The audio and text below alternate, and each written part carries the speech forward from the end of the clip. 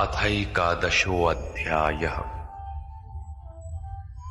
गत अध्याय में योगेश्वर श्री कृष्ण ने अपनी प्रधान प्रधान विभूतियों का संक्षिप्त विवरण प्रस्तुत किया, किंतु अर्जुन को लगा कि उसने विस्तार से सुन लिया है। उसने कहा कि आपकी वाणी सुनने से मेरा सारा मोह नष्ट हो गया, अज्ञान नष्ट हो गया।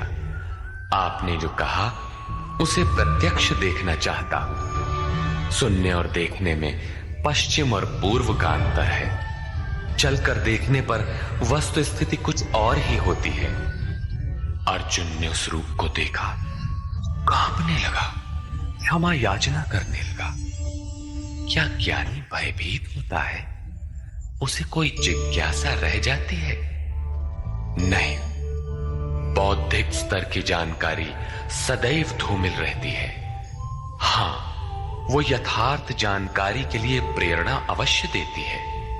इसलिए अर्जुन ने निवेदन किया, भगवान, मुझ पर अनुग्रह करने के लिए जो आपके द्वारा गोपनीय अध्यात्म में प्रवेश दिलाने वाला उपदेश कहा गया, उससे मेरा ये अज्ञान नष्ट हो गया।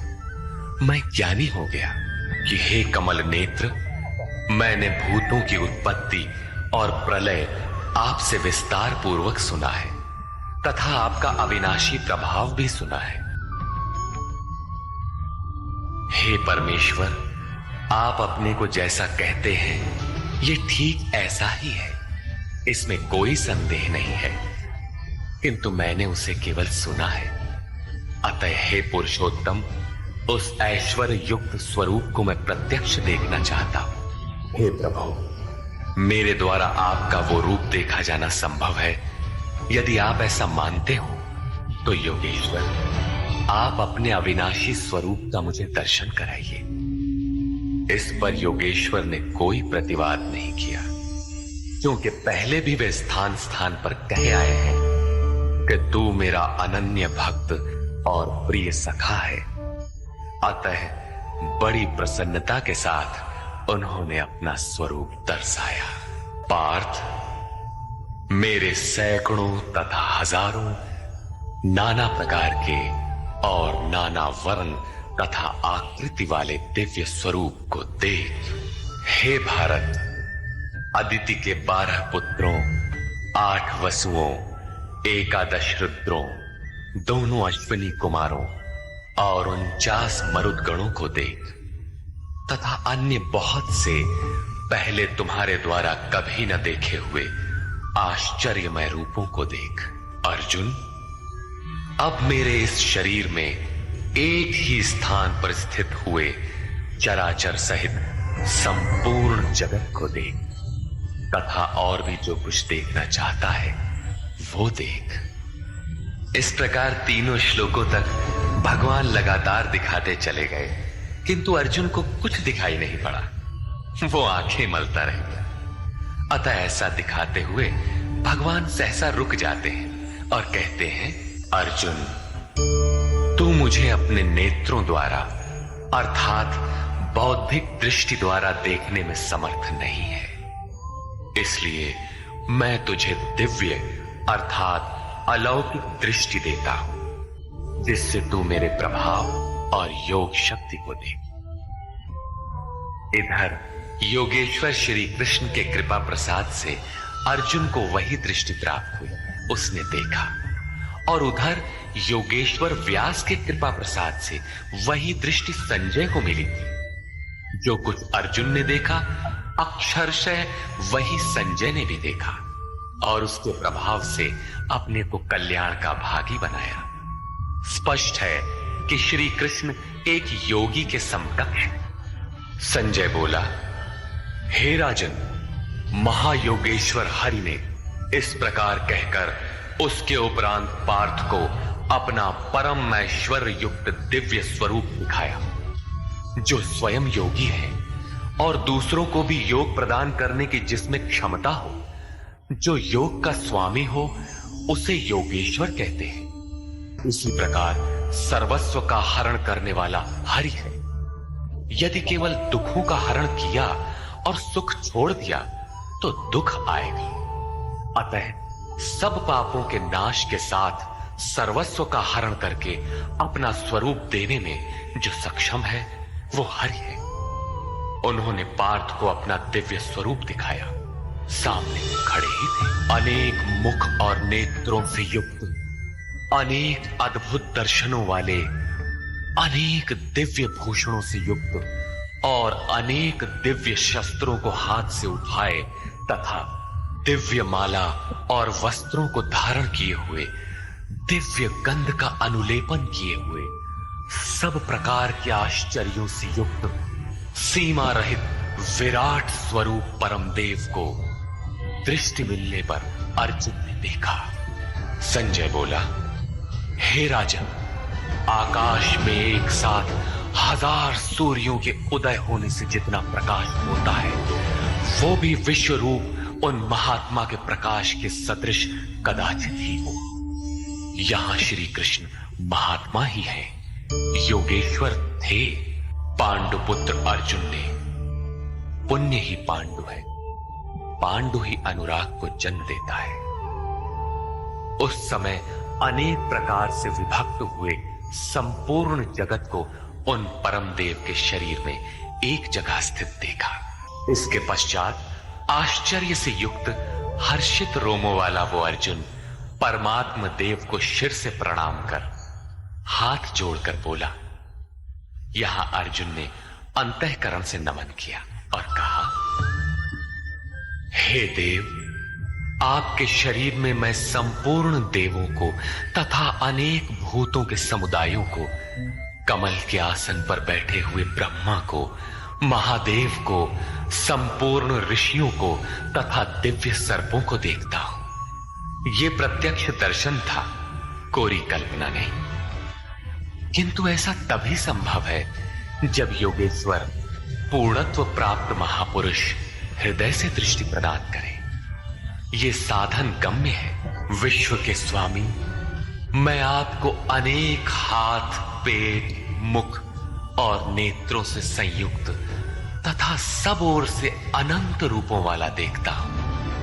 हे विश्वरूप, न मैं आपके आदि को, न मध्य को और न अंत को ही देखता हूं, अर्थात आपके आदि, मध्य और अंत का निर्णय नहीं कर पा रहा हूं। मैं आपको मुकुट युक्त, गदा युक्त, चक्र युक्त, सब ओर से प्रकाशमान तेज पुंज स्वरूप, प्रज्वलित अग्नि और सूर्य के सदृश, देखने में दुष्कर अर्थात कठिनाई से देखा जाने वाला और सब ओर से बुद्धि आदि से ग्रहण न हो सकने वाला अप्रमेय देखता हूं। इस प्रकार संपूर्ण इंद्रियों से पूर्णतया समर्पित होकर योगेश्वर श्री कृष्ण को इस रूप में देखकर अर्जुन उनकी स्तुति करने लगा। भगवान, आप जानने योग्य परम अक्षर अर्थात अक्षय परमात्मा है। आप इस जगत के परम आश्रय हैं। आप शाश्वत धर्म के रक्षक हैं तथा आप अविनाशी सनातन पुरुष हैं, ऐसा मेरा मत है। आत्मा का स्वरूप क्या है? शाश्वत है, सनातन है, अव्यक्त रूप है, अविनाशी है। यहां कृष्ण का क्या स्वरूप है? वही शाश्वत, सनातन, अव्यय, अविनाशी, अर्थात प्राप्ति के पश्चात महापुरुष भी उसी आत्म भाव में स्थित होता है। तभी तो भगवान और आत्मा एक ही लक्षण वाले। हे परमात्मन, मैं आपको आदि, मध्य और अंत से रहित, अनंत सामर्थ्य से युक्त, अनंत हाथों वाला, चंद्रमा और सूर्य रूपी नेत्रों वाला तथा प्रज्वलित अग्नि रूपी मुख वाला तथा अपने तेज से इस जगत को तपाते हुए देखता हूं। हे महात्मन, अंतरिक्ष और पृथ्वी के बीच का संपूर्ण आकाश तथा सब दिशाएं एकमात्र आपसे ही परिपूर्ण है। आपके इस अलौकिक भयंकर रूप को देखकर तीनों लोग अत्यंत व्यथित हो रहे हैं। वे देवताओं के समूह आप में ही प्रवेश कर रहे हैं और कई एक भयभीत होकर हाथ जोड़े हुए आपके गुणों का गान कर रहे हैं। महर्षि और सिद्धों के समुदाय स्वस्ति वाचन अर्थात कल्याण हो, ऐसा कहते हुए संपूर्ण स्तोत्रों द्वारा आपकी स्तुति कर रहे हैं। रुद्र, आदित्य, वसु, साध्य, विश्वदेव, अश्विनी कुमार, वायुदेव और पितरों तथा गंधर्व, यक्ष, राक्षस और सिद्धों के समुदाय सभी आश्चर्य से आपको देख रहे हैं, अर्थात देखते हुए भी समझ नहीं पा रहे, क्योंकि उनके पास वो दृष्टि ही नहीं है। कृष्ण ने पीछे बताया था कि आसुरी स्वभाव वाले लोग मुझे तुच्छ कहकर संबोधित करते हैं, सामान्य मनुष्य जैसा मानते हैं, जबकि मैं परम भाव में परमेश्वर रूप में स्थित हूं। यद्यपि हूं मनुष्य शरीर के आधार वाला। उसी का विस्तार यहां है। वे आश्चर्य से देख रहे हैं, यथार्थतः समझ नहीं पा रहे, नहीं देखते। महाबाहु, कृष्ण महाबाहु है और अर्जुन भी। प्रकृति से परे महान सत्ता में जिसका कार्य क्षेत्र हो, वो महाबाहु है। कृष्ण महानता के क्षेत्र में पूर्ण है, अधिकतम सीमा में है। अर्जुन उसी की प्रवेशिका में है, मार्ग में है। मंजिल मार्ग का दूसरा छोर ही तो है। महाबाहु योगेश्वर, आपके बहुत मुख और नेत्रों वाले, बहुत हाथ, जंघा और पैरों वाले, बहुत उदरों वाले, अनेक विकराल दाढ़ों वाले महान रूप को देखकर सब लोग व्याकुल हो रहे, तथा मैं भी व्याकुल हो रहा। अब अर्जुन को कुछ भय हो रहा है कि श्री कृष्ण इतने महान हैं। विश्व में सर्वत्र अणुरूप से व्याप्त हे विष्णु, आकाश को स्पर्श किए हुए प्रकाशमान, अनेक रूपों से युक्त, फैलाए हुए मुख और प्रकाशमान विशाल नेत्रों से युक्त आपको देखकर विशेष रूप से भयभीत अंतःकरण वाला मैं धैर्य और मन के समाधान रूपी शांति को नहीं पा रहा। आपके विकराल दाढ़ों वाले और कालाग्नि के समान प्रज्वलित मुखों को देखकर मैं दिशाओं को नहीं जान पा रहा। चारों ओर प्रकाश देखकर दिशा भ्रम हो रहा है। आपका ये रूप देखते हुए मुझे सुख भी नहीं मिल रहा है। देवेश, हे जगन निवास, आप प्रसन्न हो। वे सभी धृतराष्ट्र के पुत्र राजाओं के समुदाय सहित आप में प्रवेश कर रहे हैं और भीष्म पितामह, द्रोणाचार्य तथा वो कर्ण जिससे अर्जुन बहुत भयभीत था, वो कर्ण एवं हमारी ओर के भी प्रधान योद्धाओं सहित सब के सब बड़े वेग से आपके विकराल दाढ़ों वाले भयानक मुखों में प्रवेश कर रहे हैं, तथा उनमें से कितने ही चूर्ण हुए सिरों सहित आपके दांतों के बीच में लगे हुए दिखाई पड़ रहे हैं। वे किस वेग से प्रवेश कर रहे हैं, अब उनका वेग देखिए। जैसे नदियों के बहुत से जल प्रवाह अपने में विकराल होते हुए भी समुद्र की ओर दौड़ते हैं, समुद्र में प्रवेश करते हैं, ठीक उसी प्रकार वे शूरवीर मनुष्यों के समुदाय आपके प्रज्वलित मुखों में प्रवेश कर रहे हैं। अर्थात वे अपने में शूरवीर तो हैं, किंतु आप समुद्रवत हैं। आपके समक्ष उनका बल अत्यल्प है। वे किस लिए और किस प्रकार प्रवेश कर रहे हैं? जैसे पतंगे नष्ट होने के लिए ही प्रज्वलित अग्नि में अतिवेग से प्रवेश करते हैं, वैसे ही ये सब प्राणी भी अपने नाश के लिए आपके मुखों में अत्यंत बढ़े हुए वेग से प्रवेश कर रहे हैं। आप उन समस्त लोगों को प्रज्वलित मुखों द्वारा सब ओर से निगलते हुए चाट रहे हैं, उनका आस्वादन कर रहे हैं। हे व्यापनशील परमात्मन, आपकी उग्र प्रभा संपूर्ण जगत को अपने तेज से व्याप्त करके तप रही है। तात्पर्य यह है कि पहले आसुरी संपत्ति परम तत्व में विलीन हो जाती है, उसके पश्चात दैवी संपत्ति का कोई प्रयोजन नहीं रह जाता, इसलिए वो भी उसी स्वरूप में विलीन हो जाती है। अर्जुन ने देखा कि कौरव पक्ष तदनंतर उसके अपने पक्ष के योद्धा कृष्ण के मुख में विलीन होते जा रहे हैं। उसने पूछा, मुझे बताइए कि भयंकर आकार वाले आप कौन हैं? हे देवों में श्रेष्ठ, आपको नमस्कार है। आप प्रसन्न हो। आदि स्वरूप मैं आपको भली प्रकार जानना चाहता हूं। जैसे आप कौन हैं, क्या करना चाहते हैं?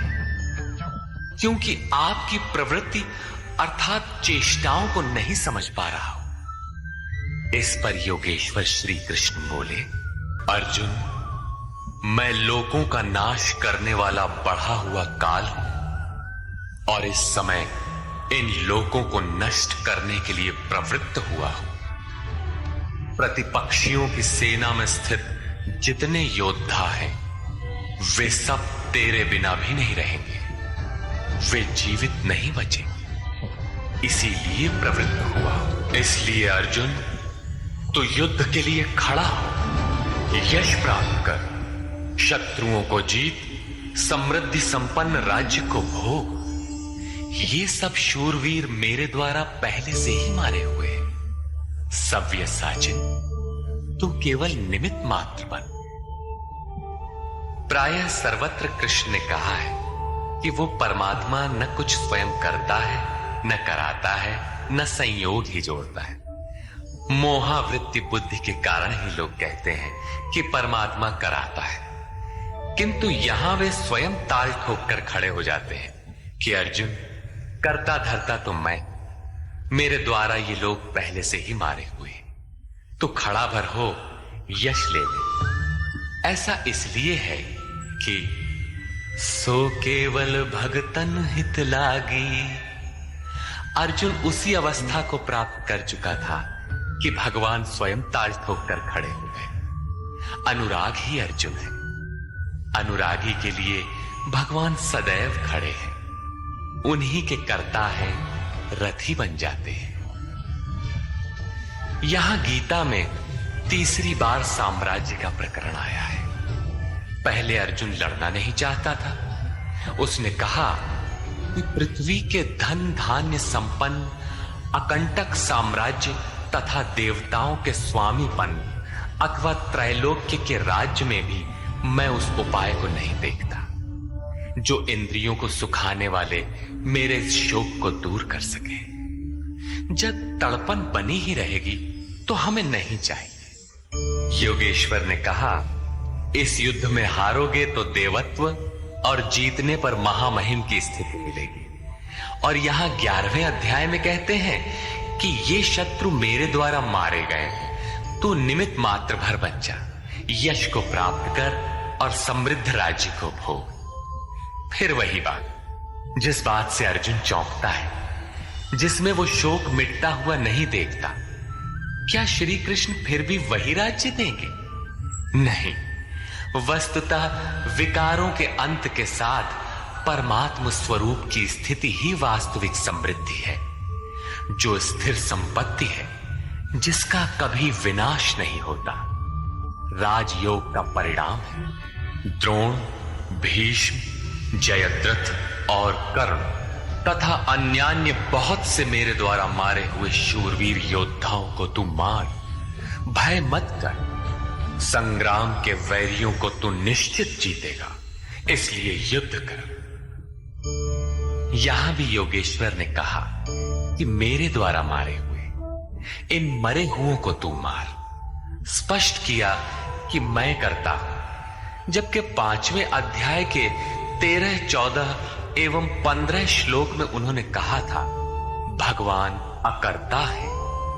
18वें अध्याय में वे कहते हैं शुभ अथवा अशुभ प्रत्येक कार्य के होने में 5 माध्यम है: अधिष्ठान, कर्ता, करण, चेष्टा और दैव। जो कहते हैं कैवल्य स्वरूप परमात्मा करते हैं, वे अविवेकी हैं, यथार्थ नहीं जानते, अर्थात भगवान नहीं करते। ऐसा विरोधाभास क्यों? वस्तुतः प्रकृति और उस परमात्म पुरुष के बीच एक सीमा रेखा है। जब तक प्रकृति के परमाणुओं का दबाव अधिक रहता है, तब तक माया प्रेरणा देती है, और जब साधक उससे ऊपर उठ जाता है, ईश्वर, इष्ट अथवा सद्गुरु के कार्यक्षेत्र में प्रवेश प्राप्त कर लेता है। उसके बाद सद्गुरु, इष्ट, याद रहे प्रेरक के स्थान पर सद्गुरु, आत्मा, परमात्मा, इष्ट, भगवान पर्यायवाची, कुछ भी कहें, कहता भगवान ही है। हृदय से रथी हो जाता है, आत्मा से जागृत होकर उस अनुरागी साधक का स्वयं पथ संचालन करने लग जाता है। मेरे द्वारा मारे हुए इन बैरियों को मार, निश्चय ही तुम्हारी विजय होगी। संजय बोला, जो कुछ अर्जुन ने देखा ठीक वैसा ही संजय ने देखा है। अज्ञान से आच्छादित मन ही अंधा धृतराष्ट्र है, लेकिन ऐसा मन भी संयम के माध्यम से भली प्रकार देखता, सुनता और समझता है। केशव के इन उपर्युक्त वचनों को सुनकर किरीटधारी अर्जुन भयभीत होकर कांपता हुआ हाथ जोड़कर नमस्कार करके फिर श्री कृष्ण से इस प्रकार गदगद वाणी में ही बोला, हे अंतर्यामिन ऋषिकेश, ये उचित ही है कि आपकी कीर्ति से संसार हर्षित होता है और अनुराग को प्राप्त होता है। आपकी ही महिमा से भयभीत हुए राक्षस दिशाओं में भागते हैं और सब सिद्ध गणों के समुदाय आपकी महिमा को देखकर नमस्कार करते हैं। हे महात्मन, ब्रह्मा के भी आदि कर्ता और सबसे बड़े आपके लिए वे सब कैसे नमस्कार न करें, क्योंकि हे अनंत, हे देवेश, हे जगन निवास, सत, असत और उनसे भी परे अक्षर अर्थात अक्षय स्वरूप आप ही हैं। अर्जुन ने अक्षय स्वरूप का प्रत्यक्ष दर्शन किया था। केवल बौद्धिक स्तर पर कल्पना करने या मान लेने मात्र से कोई ऐसी स्थिति नहीं मिलती जो अक्षय। अर्जुन का प्रत्यक्ष दर्शन उसकी आंतरिक अनुभूति है। उसने सविनय कहा, आप आदिदेव और सनातन पुरुष हैं। आप इस जगत के परम आश्रय और जानने वाले हैं, जानने योग्य हैं तथा परम धाम है। हे अनंत स्वरूप, आपसे यह संपूर्ण जगत व्याप्त है। आप सर्वत्र हैं। आप ही वायु, यमराज, अग्नि, वरुण, चंद्रमा तथा प्रजा के स्वामी ब्रह्मा और ब्रह्मा के भी पिता हैं। आपको हजारों बार नमस्कार है, फिर भी बार बार नमस्कार है। अतिशय श्रद्धा और भक्ति के कारण नमन करते हुए अर्जुन को तृप्ति नहीं हो रही। वो कहता है, हे अत्यंत सामर्थ्य वाले, आपको आगे से और पीछे से भी नमस्कार हो। हे सर्वात्मन, आपको सब ओर से ही नमस्कार हो, क्योंकि हे अत्यंत पराक्रमशाली, आप सब ओर से संसार को व्याप्त किए हुए, इसलिए आप ही सर्वरूप और सर्वत्र हैं। इस प्रकार बार बार नमस्कार करके भयभीत अर्जुन अपनी भूलों के लिए क्षमा याचना करता है। आपके इस प्रभाव को न जानते हुए आपको सखा, मित्र मानकर मेरे द्वारा प्रेम अथवा प्रमाद से भी हे कृष्ण, हे यादव, हे सखा, इस प्रकार जो कुछ भी हठपूर्वक कहा गया है, तथा हे अच्युत, जो आप हंसी के लिए विहार, शैया, आसन और भोजनादिकों में अकेले अथवा उन लोगों के सामने भी अपमानित किए गए हैं, वो सब अपराध अचिंत्य प्रभाव वाले आपसे मैं क्षमा कराता। किस प्रकार क्षमा करें? आप इस चराचर जगत के पिता, गुरु से भी बड़े गुरु और अति पूजनीय हैं, जिसकी कोई प्रतिमा नहीं, ऐसे अप्रतिम प्रभाववान। आपके समान तीनों लोकों में दूसरा कोई नहीं है, फिर अधिक कैसे होगा? आप सखा भी नहीं, सखा तो समकक्ष होता है। आप चराचर के पिता हैं, इसलिए मैं अपने शरीर को भली प्रकार आपके चरणों में रखकर प्रणाम करके स्तुति करने योग्य आप ईश्वर को प्रसन्न होने के लिए प्रार्थना करता हूं।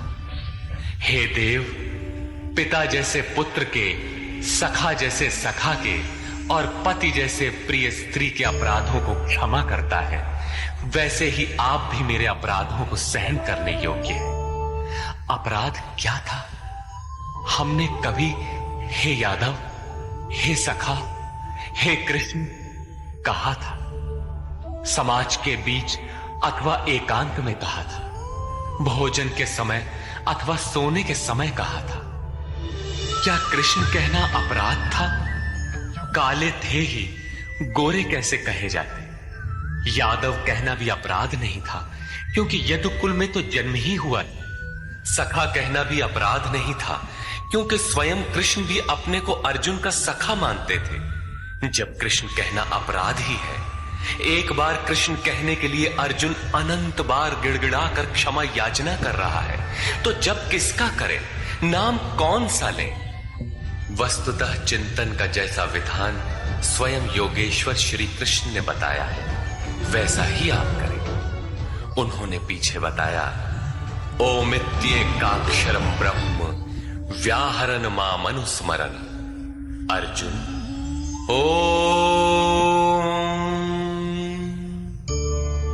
बस इतना ही अक्षय ब्रह्म का परिचायक है। इसका तू जप कर और ध्यान मेरा धर, क्योंकि उस परम भाव में प्रवेश मिल जाने के पश्चात उन महापुरुष का भी यही नाम है जो उस अव्यक्त का परिचायक है।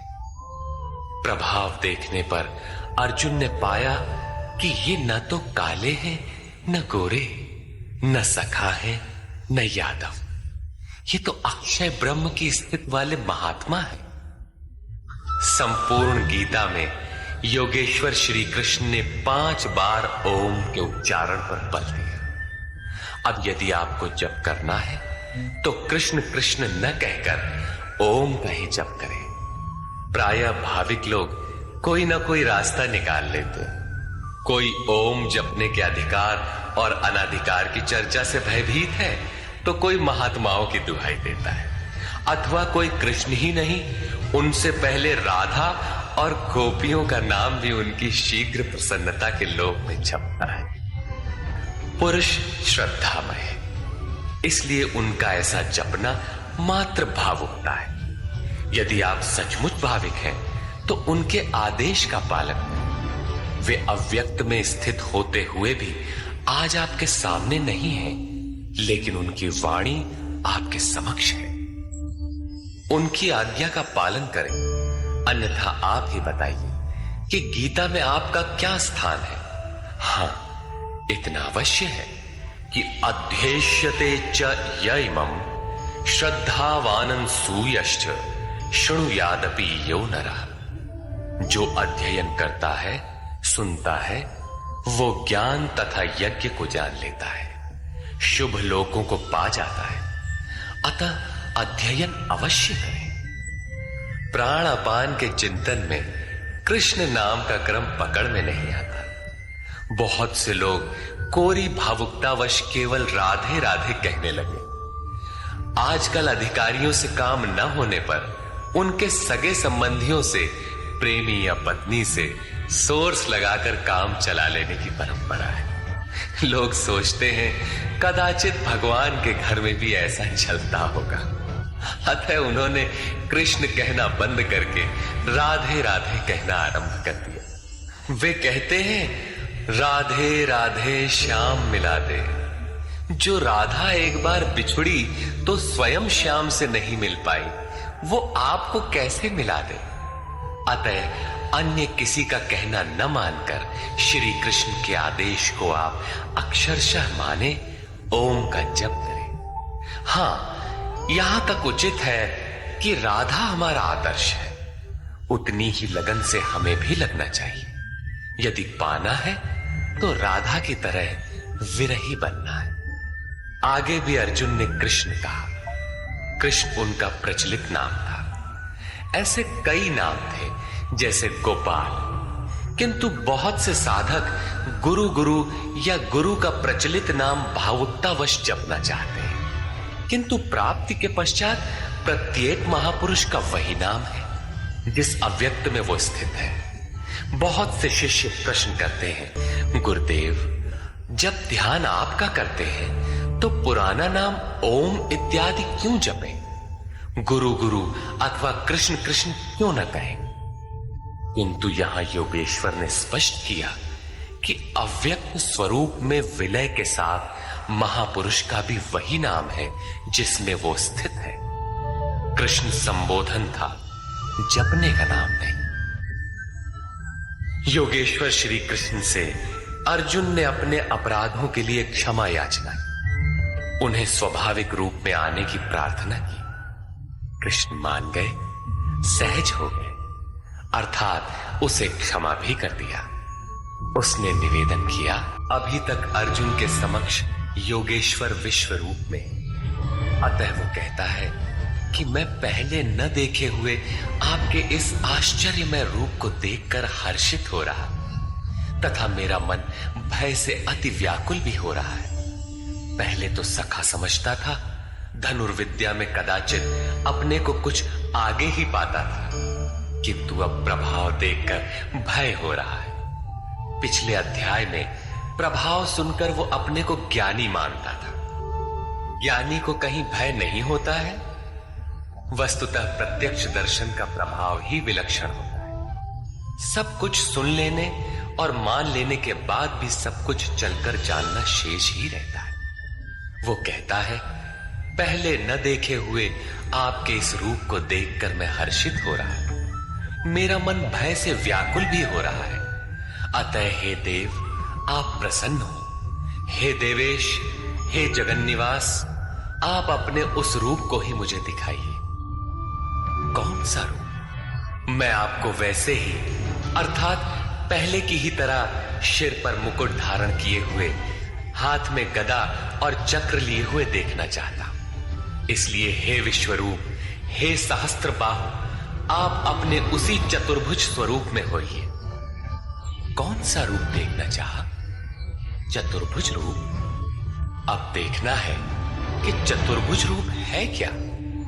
इस प्रकार अर्जुन की प्रार्थना सुनकर श्री कृष्ण बोले, अर्जुन, मैंने अनुग्रह पूर्वक अपनी योग शक्ति के प्रभाव से अपना परम तेजोमय, सबका आदि और सीमा रहित विश्व रूप तुझे दिखाया है, जिसे तेरे सिवाय दूसरे किसी ने पहले कभी नहीं देखा।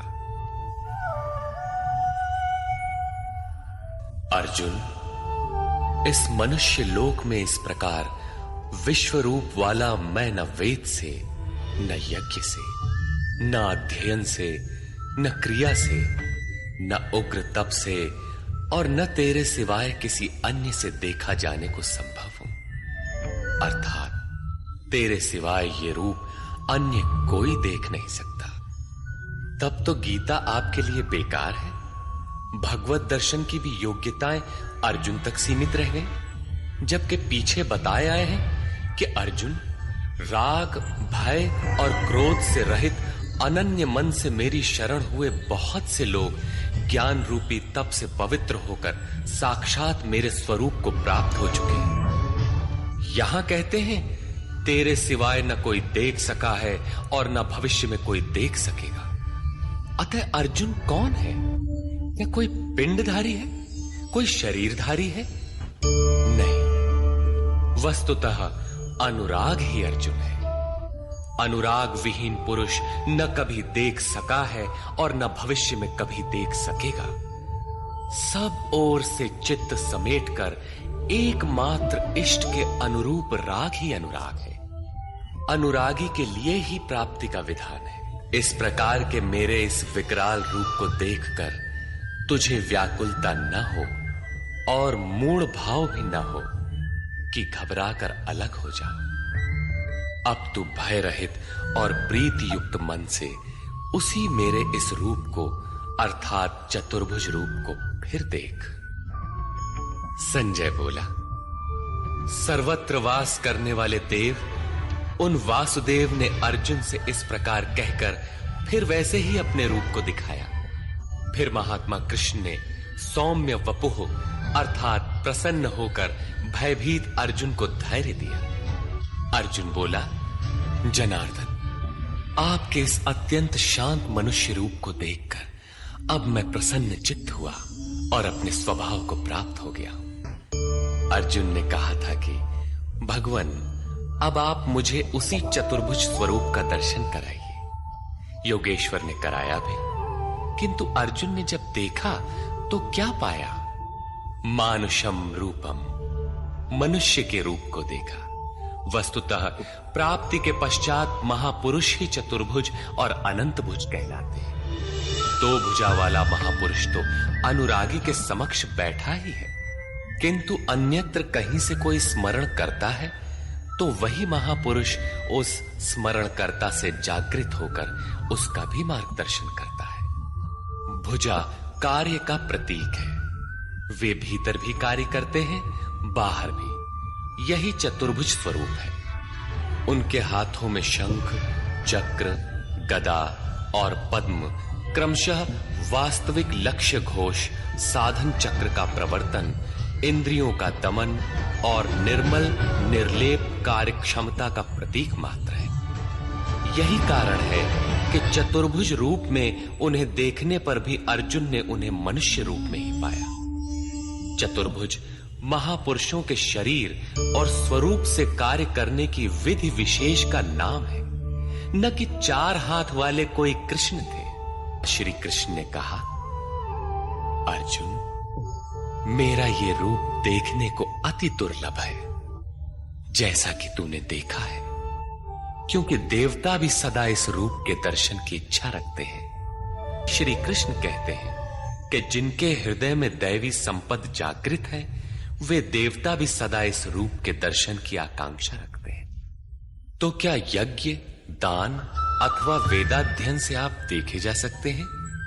वे महात्मा कहते हैं, न वेदों से, न तप से, न दान से और न यज्ञ से मैं इस प्रकार देखा जाने को सुलभ हूं जिस प्रकार तूने देखा है। तब क्या आपको देख पाने का कोई उपाय नहीं है? वे कहते हैं, एक उपाय है।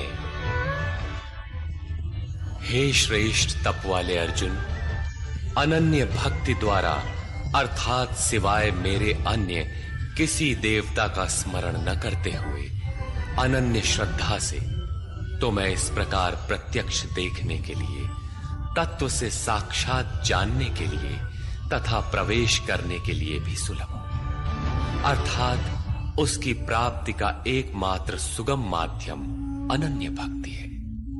अंत में ज्ञान भी अनन्य भक्ति में परिणत हो जाता है, जैसा कि पीछे अध्याय 7 में दृष्टव्य है। पीछे उन्होंने कहा कि तेरे सिवाय न कोई देख सका है, न कोई देख सकेगा, जबकि यहां कहते हैं कि अनन्य भक्ति से न केवल मुझे देखा जा सकता है, अपितु साक्षात जाना और मुझ में प्रवेश भी पाया जा सकता है।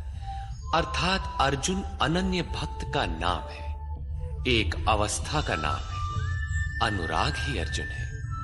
अंत में योगेश्वर श्री कृष्ण कहते हैं, हे अर्जुन, जो पुरुष मेरे द्वारा निर्दिष्ट कर्म अर्थात नियत कर्म, यज्ञार्थ कर्म करता है, मत परमः मेरे परायण होकर करता है, जो मेरा अनन्य भक्त है, संगवर्जिता, किंतु संग दोष में रहते हुए वह कर्म नहीं हो सकता। अतः संग दोष से रहित होकर संपूर्ण भूत प्राणियों में बैर भाव से रहित है, वो मुझे प्राप्त होता है। तो क्या अर्जुन ने युद्ध किया? प्रण करके क्या उसने जयद्रथादि को मारा? निर्वैरः सर्वभूतेषु, यदि उन्हें मारता है तो भगवान को न देख पाता, जबकि अर्जुन ने देखा है। इससे सिद्ध है कि गीता में एक भी श्लोक ऐसा नहीं है जो बाह्य मारकाट का समर्थन करता हो। जो निर्दिष्ट कर्म यज्ञ की प्रक्रिया का आचरण करेगा, जो अनन्य भाव से उनके सिवाय किसी का स्मरण तक नहीं करेगा, जो संग दोष से अलग रहेगा, तो युद्ध कैसा? जब आपके साथ कोई है ही नहीं तो आप युद्ध किससे करेंगे? संपूर्ण भूत प्राणियों में जो बैर भाव से रहित है, मन से भी किसी को सताने की कल्पना न करे, वही मुझे प्राप्त होता है। तो क्या अर्जुन ने लड़ाई ली? कभी नहीं। वस्तुतः संग दोष से अलग रहकर जब आप अनन्य चिंतन में लगते हैं, निर्धारित यज्ञ की क्रिया में प्रवृत्त होते हैं, उस समय परिपंथी राग द्वेष, काम क्रोध इत्यादि दुर्जय शत्रु बाधा के रूप में प्रत्यक्ष ही है। उनका पार पाना ही युद्ध है। निष्कर्ष, इस अध्याय के आरंभ में अर्जुन ने कहा, भगवान, आपकी विभूतियों को मैंने विस्तार से सुना, जिससे मेरा मोह नष्ट हो गया, अज्ञान का शमन हो गया। किंतु जैसा आपने बताया कि मैं सर्वत्र हूं, इसे मैं प्रत्यक्ष देखना चाहता हूं। यदि मेरे द्वारा देखना संभव हो तो कृपया उसी स्वरूप को दिखाइए।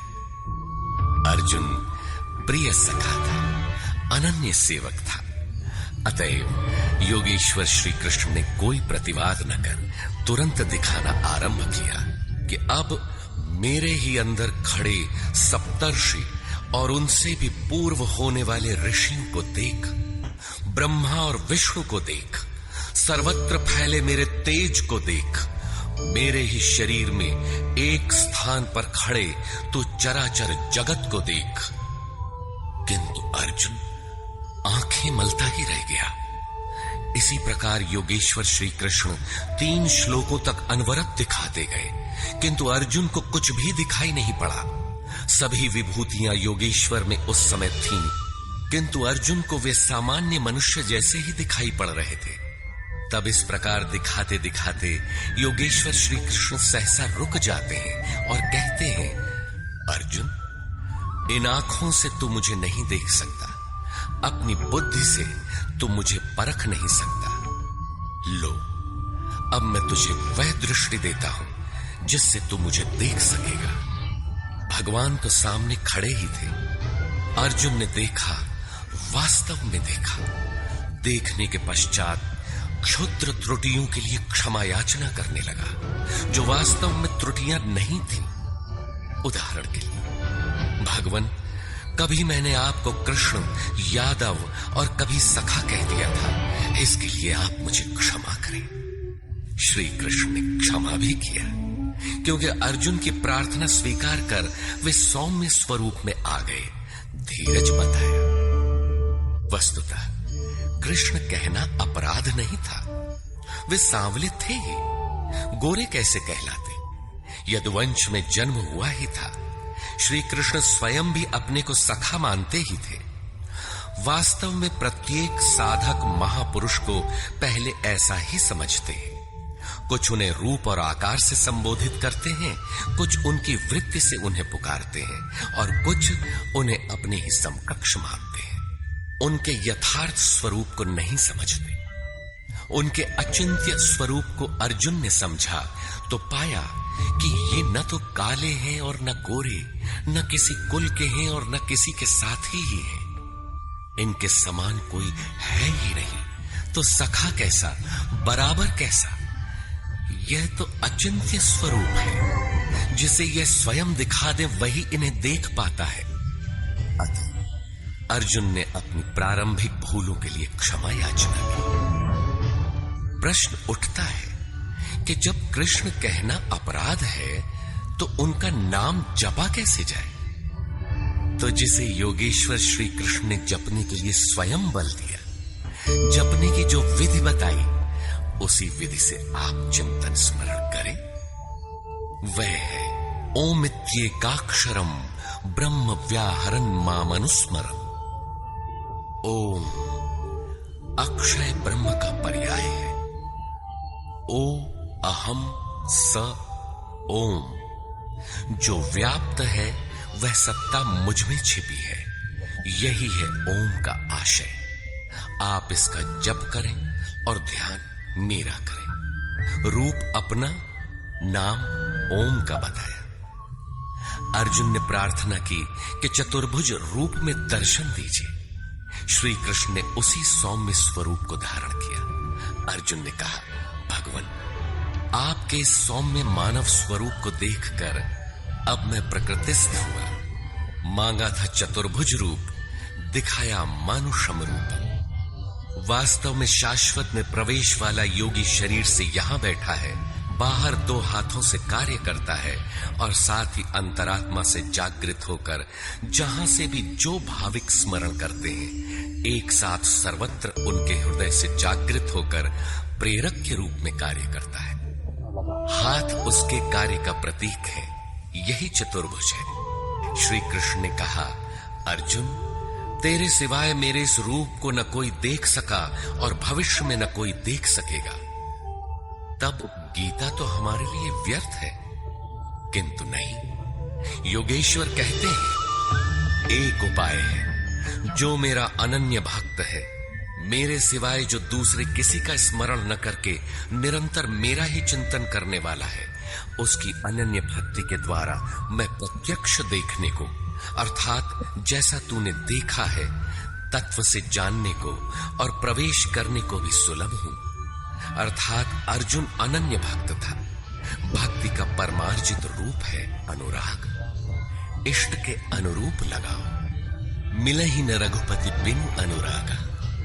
अनुराग विहीन पुरुष न कभी पाया है और न पा सकेगा। अनुराग नहीं है तो कोई लाख योग करे, जप करे, तप करे या दान करे, वह नहीं मिलता। अतः इष्ट के अनुरूप राग अथवा अनन्य भक्ति नितांत आवश्यक।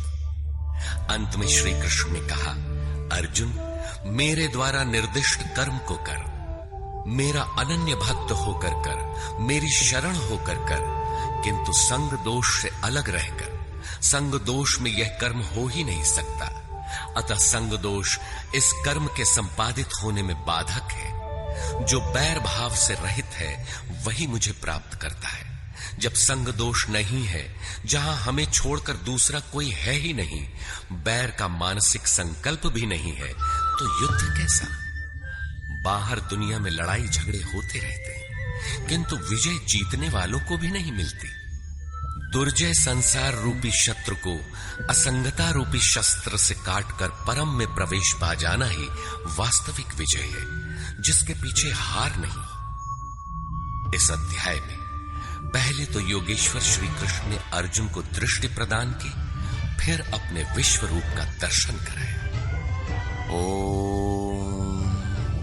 श्रीमद् भगवद गीता सूपनिषत्सु ब्रह्म विद्यायाम योग शास्त्रे श्री कृष्णार्जुन संवादे विश्व रूप दर्शन योगो नामैकादशो अध्याय। इस प्रकार श्रीमद् भगवद गीता का 11वां अध्याय पूर्ण होता है। हरि ओम। हमारे चैनल को सब्सक्राइब करें और सनातन धर्म का प्रचार करें। जय श्री राम।